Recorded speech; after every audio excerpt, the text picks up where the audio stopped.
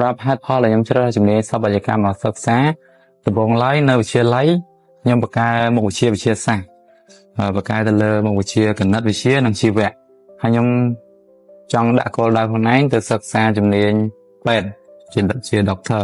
តែខ្ញុំសម័យខ្លួនឯងថាបើសិនជាខ្លួនឯងជាពេទ្យតែវាទៅជាយ៉ាងណាពេលសម័យទៅគិតទៅនេះក៏ជាដំណាក់កាលនៅក្នុងវិទ្យាល័យគឺដំណាក់កាលមួយដែលកំពុងស្វែងរកខ្លួនឯងនៅក្នុងវិទ្យាល័យខ្ញុំ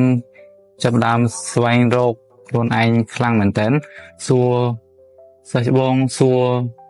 ព័ត៌មានមួយក៏ស្វែងរកគ្រប់បែបយ៉ាងគ្រប់មធ្យោបាយទាំងអស់ដើម្បីរកជំនាញឲ្យត្រឹមត្រូវព្រោះនៅពេលដែលគ្រាន់តែលើជំនាញស្ថាបត្យកម្មមួយម៉ាត់ហ្នឹងគឺវាពិបាកបាត់ហើយអញ្ចឹងនៅពេលដែលទឹកជ្រើសរើសជំនាញមួយហ្នឹងទៀតវាកាន់តែពិបាកក្នុងការជ្រើសរើសសម្រាប់ចិត្តខ្ញុំគិតថា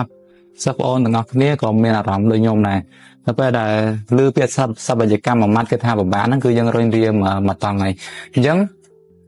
មូលហេតុចម្បងដែលខ្ញុំសម្រេចចិត្តរៀនជំនាញស្ថាបត្យកម្មហ្នឹងគឺដោយសារតែនៅក្នុងដួងព្រលឹងខ្លួនឯងហ្នឹងគឺស្រឡាញ់ទៅនឹងវិស័យសិល្បៈ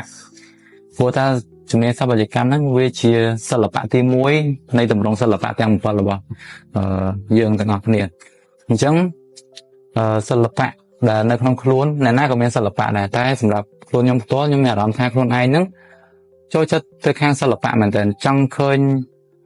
សិល្បៈគ្រប់ទម្រង់មិនថារាំរបាំមិនថា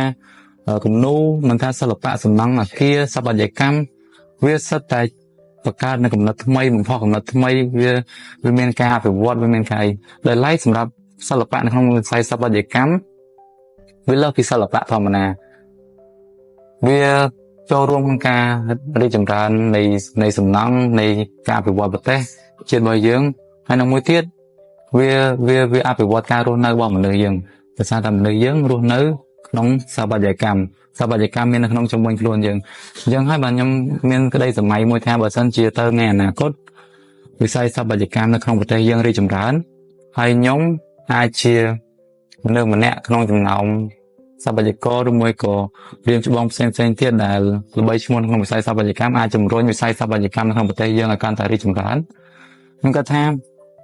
ប្រទេសយើងនឹងរីកចម្រើនកាន់តែទៅមុខទៀតហើយនឹងមានសំណង់អគារល្បីដែលពិភពលោកចោះផ្សាយពីប្រទេសយើងបានកាន់តែច្រើននេះគឺ